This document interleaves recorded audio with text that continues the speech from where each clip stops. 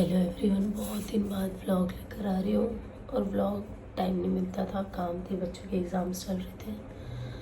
तो मैं जा रही हूँ महाकुंभ और आज डेट है 13 तारीख की रात, मतलब 12 की रात हो रही है, 12 बजे, 12 तारीख के 12 के बाद। और मेरी आज ही मेरा टिकट कंफर्म हुआ है फाइनली, महाकुंभ मैं जा रही हूँ। तो ऊपर बज रहे रात के 2, पूरा घर सो चुका है, इसलिए मैंने ये डोर बंद किया है।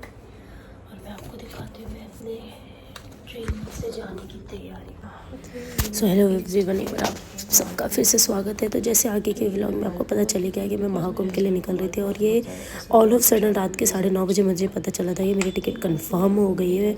और टिकट कंफर्म होने के बाद इमीडिएटली मैं भागी और मैंने अपने तैयारी कर दी, क्योंकि सुबह 7 बजे तक मुझे निकलना था, 11 बजे की मेरी ट्रेन थी। तो यहाँ पे ये मालपुआ मैंने करा था और फर्स्ट टाइम मैंने मालपुआ बनाया था, for your kind information. And ये इतने अच्छे बने थे, इतने फूले फूले से बने थे कि बार बार मैं बस उसको देख के खुशी खुशी हैप्पी हो रही थी। और प्रयागराज का मेरा क्या एक्सपीरियंस रहा, कैसा रहा, क्या क्या प्रॉब्लम्स थे, वो मैं अपने एक अलग से व्लॉग में लाकर दिखाऊंगी। तो यहाँ पे रात के समय सब सो चुके थे, मैं अकेली, क्योंकि मुझे और मेरे हस्बैंड दोनों को क्रेज़ है भाई खाने पीने अच्छे से चाहिए। ये फ्राइड राइस की चीज़ें थी और यहाँ पे मालपुआ मेरा बन चुका था उस डब्बे में। और यहाँ पे रात के समय आप सोच सकते हो कि रात के 2:30 बजे अकेले किचन में तैयारी करना कितना डिफ़िकल्ट होता है। और यहाँ पे ये ठेपला सब्जी 2 मैंने बनाई थी, एक पनीर की मटर पनीर बनाई थी, क्या ताकि फ्राइड राइस थोड़ा सूखा सूखा सा लगता है तो उसके साथ खा सके। एंड इसके साथ में मैंने जो हमारी कलौजी बोलते हैं, हमारी यूपी साइड पे कलौजी का मसाला होता है, तो कलौजी का मसाला डाल के ये आलू की भुजिया सब्जी थी, वो मैंने बनाई थी। और यहाँ पे हम फाइनली निकल रहे हैं। Thakur ji is also ready.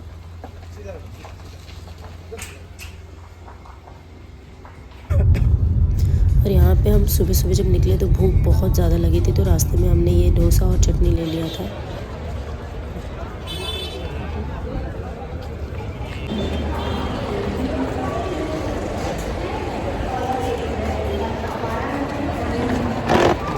और फाइनली हम पहुँच गए थे स्टेशन पर। हम थोड़ा जल्दी पहुँच गए थे क्योंकि मेरी ट्रैफिक 9 बजे के बाद बॉम्बे में बहुत ज़्यादा होती है, तो पहले निकल गए थे सेफ्टी साइड।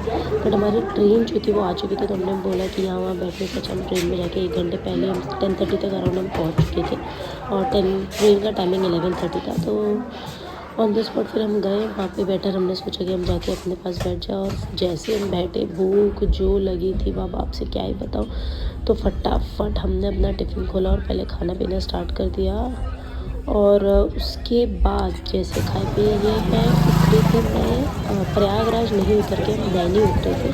नैनी से हमने सोचा था कि हम नैनी उतर जाएँ, क्योंकि प्रयागराज में भीड़ बहुत ज़्यादा थी, बहुत ज़्यादा कंपेरेटिवली, क्योंकि घाट का जो 2 कॉर्नर है वो एक प्रयागराज के साइड पर, एक नैनी के साइड पर सीधी गया। तो हमने डिसाइड किया था कि जो संगम घाट नैनी की साइड पर वहाँ पे नहाएंगे। और आप क्राउड दे सकते हो, क्राउडेड था जो खराब हुई है। और बहुत लोग मुझसे पूछ रहे थे कि भाई कार आना चाहिए कि नहीं आना चाहिए। तो जब तक मैं कार से नहीं गई थी, मैं ट्रेन से जा रही थी, तो मुझे बार बार एक ही चीज़ का गिल्ट हो रहा था कि शायद बेटर होता मैं कार से आ जाती, क्योंकि व्हीकल्स बिल्कुल भी अवेलेबल नहीं है। आप जब घाट से नहा कर आते हो तो वहाँ पे रिक्शा भी नहीं है, आपको जो बाइक वाले वो तक रेडी ही नहीं, मतलब इवन 5,000 हम देने के लिए रेडी थे सिर्फ 4 to 5 किलोमीटर्स के डिस्टेंस के लिए। हमने बोला भाई आप 5,000 ले लो, आप छोड़ दो। बट दे वर लाइक कि भाई उनको कोई फ़र्क ही नहीं पड़ता है, उनको कमा लें इतना कि वो जाने के लिए रेडी ही नहीं थे। तो लास्ट में फिर इसके लिए मैं सजेस्ट करूँगी कि भाई आप देखिए, क्योंकि बाकी वहाँ के जो लोकल लोग थे उन्होंने हमसे ये बोला कि जो अब शाही स्नान है उस दिन भीड़ नहीं होती, रेगुलर वो भीड़ बहुत ज़्यादा बढ़ गई है। तो शायद यही प्रॉब्लम हमारे साथ भी हुई। और सबसे बड़ा हमारे साथ प्रॉब्लम था कि हमारा प्लान ही था कि हम स्टे तो बनारस में ही करेंगे, हम प्रयागराज में स्टे नहीं करने वाले थे। तो हमारे साथ हमारा थोड़ा सा लगेज भी था, और वो लगेज को लेकर आप देख रहे हो कि हम घूम रहे थे। बट हमें वहाँ पे जाने पर एक बहुत ही अच्छे से भैया मिल गए थे, जिनके पास हमने अपने सामान को रखा था और फिर वहाँ पर गए थे। सुरेंद्र चौधरी बैरिया फील्ड।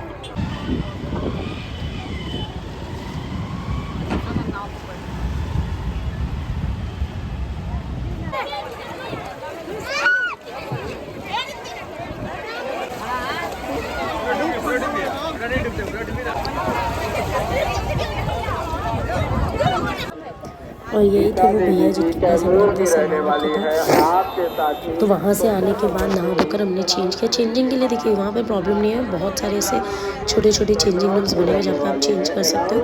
तो यहाँ पे फिर मैं उनसे बात करती हूँ और इन्होंने मुझे बताया कि लास्ट के 2 दिन बिल्कुल भी भीड़ नहीं थी, बट अब भीड़ बहुत ज़्यादा बढ़ गई थी और डेफिनेटली बॉडी थक चुका था। सुबह से हमने कुछ भी नहीं खाया था क्योंकि डिसाइड किया था नहान के बाद ही खाएंगे।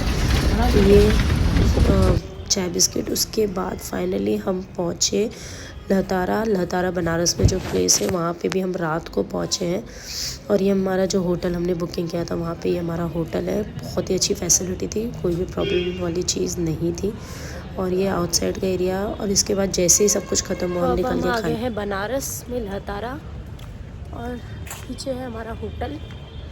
कैसे कैसे करके यहाँ तक पहुँचे हैं। बहुत कुछ प्रयागराज के बारे में बताना है, महाकुंभ के बारे में बताना है, बट आराम से एक बार मैं खा पी लूँ क्योंकि हमने सुबह से सच में कुछ भी नहीं खाया। बहुत ना के बराबर खाना खाया। भूख बहुत ज़ोर की लगी और समझ में नहीं आ रहा कि यहाँ कुछ मिलेगा कि नहीं। तो चलते पहले कुछ खाते फिर आपसे बात करती हूँ मैं।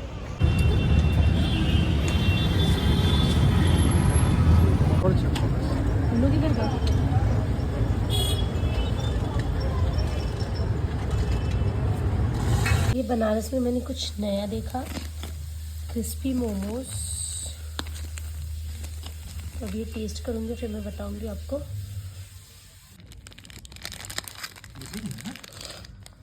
And the next is the paneer chilli in Banaras. So all after ये पूरा व्लॉग देखने के बाद मैं थोड़ी सी एक बात बोलूँगी कि जो भी लोग प्रयागराज में आ रहे हैं भाई पूरा अच्छे से आप डिटेलिंग निकाल के आइए, क्योंकि डे बाय डे अब हालत बहुत ज़्यादा ख़राब हो रही है प्रयागराज की और भीड़ बहुत ज़्यादा हो रही है। बहुत ज़्यादा इंसेंस ठीक है आप नहा सकते हो, इतनी ज़्यादा नहीं है, बट प्रॉब्लम क्या हो रहा है ना कि जो लोकल लोग हैं, मतलब यहाँ के जो लोकल पब्लिक के जो ट्रैवलिंग्स वाले, वो आपको ज़रा सा भी सपोर्ट नहीं करने वाले, ज़रा सा भी वो सपोर्ट करने को रेडी नहीं है ना। वो गाड़ी कहीं लेकर जाने के लिए रेडी है। इवन मैं आपको बोल रही हूँ 4 to 5 किलोमीटर के डिस्टेंस के लिए हाँ वी वर लाइक कि भाई हम 5000 देने के लिए रेडी है, आप लेकर चलिए, बट नहीं रेडी थे ना। 9 to 10 किलोमीटर्स हमें चलना पड़ा है। ये चलना प्रयागराज मतलब आपको घाट पे चलने का प्रॉब्लम नहीं है, वहाँ से निकलने के बाद आप जब वापस आ रहे हो तो आप अपने स्टेशन पे जाना चाहते हो या जहाँ भी जाना चाहते हो वहाँ पे ये प्रॉब्लम्स बहुत ज़्यादा हो रही है। एंड सबसे वर्स्ट पॉइंट यहाँ पे है कि आपको सही गाइडेंस देने वाला कोई नहीं है। ऐसा लगता है कि सबके सब ब्लैंक है, किसी को कुछ पता ही नहीं है। आप किसी से भी पूछोगे तो सबका बस वो एक ऐसा फेशियल एक्सप्रेशन है ना कि आपको समझ में नहीं आएगा कि भाई ये कर क्या रहे। तो बेसिकली हमारा जो था, हमने सुबह की ट्रेन ली थी बॉम्बे से ट्रेन ली थी हमने कुछ 11:30 के आसपास CST से, और हम यहाँ पे रीच आउट हुए थे अराउंड 9:30 के आसपास। हम नैनी स्टेशन उतर गए थे। नैनी उतरने का मतलब हमारा ये नहीं था कि हम बोट से जाने वाले थे, वो हमारे प्लान में ही नहीं था। बिकॉज बहुत से मेरे ऐसे थे पहचान के लोग जिन्होंने बोला कि भाई ये लोकल लोग हैं, उनको पता है कि कोई संगम मतलब बीच नहीं होता है। संगम मतलब आप जो कॉर्नर का एरिया रहता है वहाँ पे भी वो संगम का पानी फ्लो करके आता है, वहाँ नहा सकते हो। तो at that point of time मैं बहुत ही क्लियर थी कि मुझे नहाना नॉर्मल साइड पे, मुझे मिडल में जाने की ज़रूरत नहीं। बिकॉज उनके जो चार्जेस थे, let me tell you, it is 1500 per person, 2500 वो एक ऐसे सेकंड में चेंज हो रहा था। मतलब मॉर्निंग में अराउंड 8 बजे के आसपास उनके charges 400, then they went up 2000, 1500, 2000। भैया ठीक है आप कमाना चाहते हो, समझ में आता है, बट एक ही दिन के अंदर आपके जो रेंजेस ऑफ प्राइसेस थे वो इतने ज़्यादा क्लच आउट हो रहे थे कि आप पहले 400, मॉर्निंग 7 o'clock तक 400 प्राइस था। ये मुझे वहाँ के लोगों ने ही बताया। Then all of sudden 9 o'clock के बाद उन्होंने कुछ 800 के आसपास किया, and after 12 they went up to 1500, 2000। And trust me यार, महाकुंभ आकर आप सिर्फ पैसे दिखाने की ज़रूरत नहीं है कि हमें पैसे उड़ाने हैं। कुंभ आना है भाई, हिस्टोरिकली इस जगह की एक अच्छी पवित्रता है, यहाँ पे नहाना है, बस इससे ज़्यादा आपको कुछ करने की ज़रूरत नहीं है। तो हम वहाँ पे पहुँचे तो बहुत टाइम तक तो हम खाली कंफ्यूज थे, क्योंकि एक तो हमारे साथ हमारा बैग था और हमारा डिसीजन यही था कि हम बिल्कुल भी हमें होटल प्रयागराज में लेना ही नहीं था, हमें बनारस ही आना था। क्योंकि प्रयागराज में मैंने पहले डिसाइड किया था कि वहाँ के जो होटल्स भी थे बहुत ओवर रेटेड थे, तो हमने डिसाइड किया था कि बेटर होगा हम बनारस में भी ओवर रेटेड है, बट हमारा घूमने का प्लान इधर का था। तो हमने ये सोचा था हम नहाएंगे और वहाँ से निकल के आ जाएंगे। देन उसके बाद हमारा प्रॉब्लम हुआ कि भाई स्टे कहाँ पे करें, फिर सामान कहाँ पे रखें। लकीली मैं आपको बोलूँगी कि वहाँ के जो लोकल्स वेंडर्स होते हैं आप उनके पास चले जाइए, आप उनको कुछ 400-500 रुपये दे दीजिए और वो आपके सामान का बहुत अच्छे से देखभाल करेंगे। अगर सिर्फ अपना लगेज रखने के लिए आप इतने हाई कॉस्टली होटल्स के रूम लेने की बिल्कुल भी ज़रूरत नहीं है।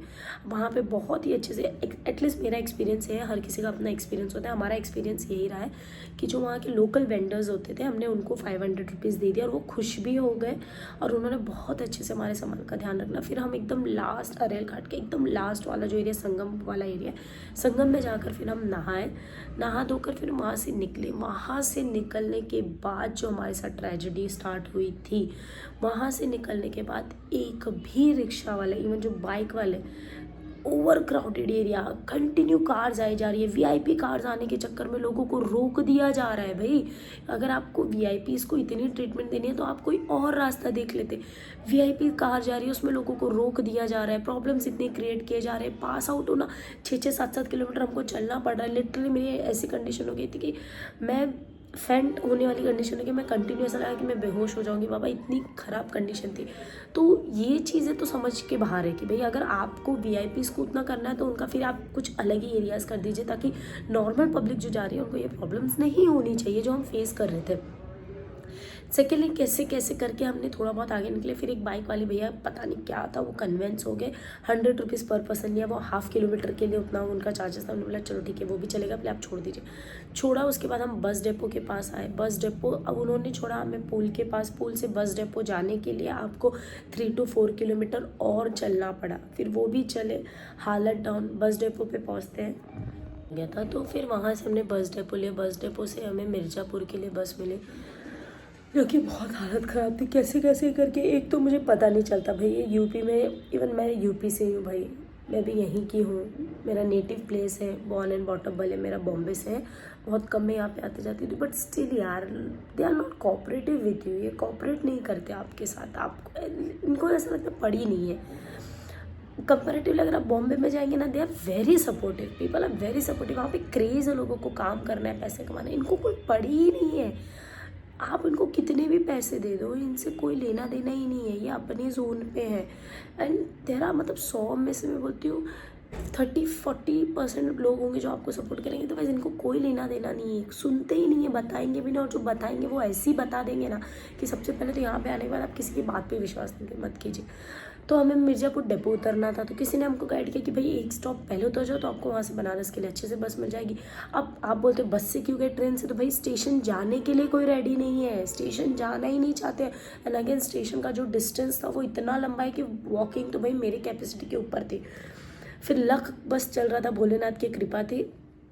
एंड प्रयागराज के इशू में बता रहा हूँ, ठीक है, ये बनारस में आपको ये प्रॉब्लम्स इतनी नहीं होगी। मिर्ज़ापुर में हम उतरे वहाँ पे बस रुकने को रेडी नहीं। और जो नियर बाय के जो उनके शॉप वाले जो खाने पीने का, उनसे हम बार बार पूछ रहे कि भाई कहाँ जाना, वो भी रेडी नहीं है बताने के लिए हमसे कुछ भी। So we are like exhausted कि भाई ये हो क्या रहा है, आप एटलीस्ट क्या है, करना क्या है।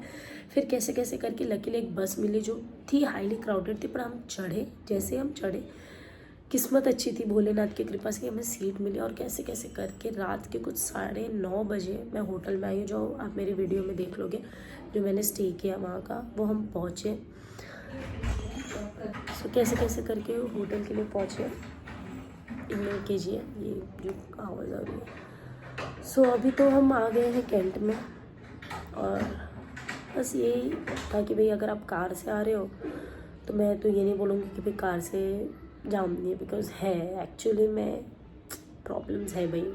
ट्रैफिक बहुत ज़्यादा है, लोकल ट्रैफिक इतनी ज़्यादा है ना, हम ये भी बोल सकते हैं भाई कि आधी इंडिया के यहाँ पे बैठी हुई है, तो फिर प्रॉब्लम्स तो थोड़ी सी क्रिएट होगी। बाकी गवर्नमेंट के हिसाब से मैनेजमेंट में तो कोई प्रॉब्लम नहीं थी। प्रॉब्लम्स बस लोकल लोग जो थे ना वहाँ के, वो प्रॉब्लम क्रिएट कर रहे थे। वहाँ के जो ट्रैवलिंग वाले थे, जो बस वाले थे, जो ये उन्होंने प्रॉब्लम क्रिएट किया। अदरवाइज़ ऐसे गवर्नमेंट साइड से आप बोलोगे तो कोई भी इश्यूज़ नहीं था। बहुत ही अच्छे से आपको नहाने के लिए हर एक स्टेज पे आपको ये डरना नहीं है कि आपका सामान चोरी हो जाएगा, बिकॉज हर थोड़े डिस्टेंस पे आपको पुलिस वाले दिख जाएंगे कि आप सेफ्टी फील करोगे। तो ये सारी प्रॉब्लम्स तो नहीं, बट वहाँ के लोकल जो लोग थे, हाँ ओके, सो वहाँ के मुझे मुझे यहाँ की। सो वहाँ के जो लोकल लोग थे ना, उनका बहुत प्रॉब्लम था, बहुत ज़्यादा प्रॉब्लम था। They are not supporting at all, not supporting. So car से हमने भी आने का प्लान किया था, बट ट्रैफिक की वजह से हम नहीं आए। फिर हमको रिग्रेट, लिटरली मैं तो पूरे रास्ते भर यही रिग्रेट कर रही थी कि बेटर होता मैं कार से आ जाती। बट ट्रैफिक देखने के बाद देन आई फील लाइक अरे बाबा, शायद इससे भी ज़्यादा मेरा टाइम वेस्ट हो जाता। तो देखिए, आप आ रहे हैं तो भाई बाय ट्रेन भी आपकी हालत ख़राब होने वाली है। If you have enough time कि भाई आप ट्रैफिक में थोड़ा बहुत टाइम दे के चलेगा, लेकिन आप यहाँ वहाँ दौड़ना नहीं चाहते हो, तो मैं आपको सजेस्ट करूँगी then please come by the car. अगर आपको टाइम का प्रॉब्लम है, जैसे हमारे पास वो इशू है, हमारे काम है, हमें वापस से अपने जॉब्स पर वापस जाना है, अपने काम को संभालना है, तो हमारे पास इतना टाइम नहीं था कि हम 2-2 3-3 दिन ट्रैफिक की वजह से हम और डिले कर सके। तो हमने फटाफट इसलिए ट्रेन को किया प्रेफर। बाकी भाई अगर बहुत पैसा है मेरे पास और भी बहुत सी फैसिलिटी, बस इतनी चीज़ें थी जो प्रयागराज का मेरा एक्सपीरियंस था। भाई लोग जो लोकल वेंडर्स थे वो बहुत सपोर्टिव थे यार हर चीज़ों के लिए। बट सबसे ख़राब experience I must tell you कि ये ट्रैवलर्स जो थे बस वाले एंड रिक्शा वाले एंड ऑटो वाले एंड बाइक वाले, इन्होंने किया है। अदरवाइज़ वहाँ के local public very good, very supportive. Then अगर आप गवर्नमेंट के हिसाब से भी बात करते हो कि भाई इतना बड़ा अरेंजमेंट जहाँ पे पूरा का पूरा आप बोलो कि कंट्री एक ही जगह पर आके बैठा हुआ है, अलग अलग स्टेट से, बहुत ही अच्छा, बहुत ही बेटर सपोर्टिव था। तो बस यही था हमारा एक्सपीरियंस जो मैंने आपके साथ शेयर किया। बहुत ज़्यादा व्लॉग्स मैं नहीं लेकर आती हूँ, और जब भी मैं लाऊंगी मेरे चैनल्स पे ऐसे ही व्लॉग्स लेकर आऊँगी जब भी मैं यहाँ वहाँ कहीं जाऊँगी या कोई फंक्शंस मेरे घर पे होगा, बिकॉज डेली व्लॉग्स के साथ थोड़ी सी मैं भी कंफर्टेबल नहीं थी। और अच्छा लगा है आज का वीडियो, और जितना इन्फॉर्मेशन मैं दे सकती थी मेरे हिसाब से, मेरा एक्सपीरियंस देखिए हर किसी का एक्सपीरियंस अलग होता है अपने अपने हिसाब से। मेरा जो एक्सपीरियंस था मैंने दिया, तो मेरे एक्सपीरियंस को लेकर आप मत चलिए। मैं बोलूँगी आप अपना डिसीजन लीजिए और खुद से डिसाइड कीजिए आपको क्या करना है कैसे नहीं। हर एक के एक्सपीरियंस को लेकर आप चलेंगे तो भाई प्रॉब्लम क्रिएट होगी, क्योंकि हर डे का सिचुएशन अलग है, हर रोज़ प्रयागराज में सिचुएशन सेम नहीं है। तो आजकल व्लॉग मैं यहीं पे एंड करती हूँ। तब तक चैनल को लाइक शेयर एंड सब्सक्राइब कीजिए। बाय।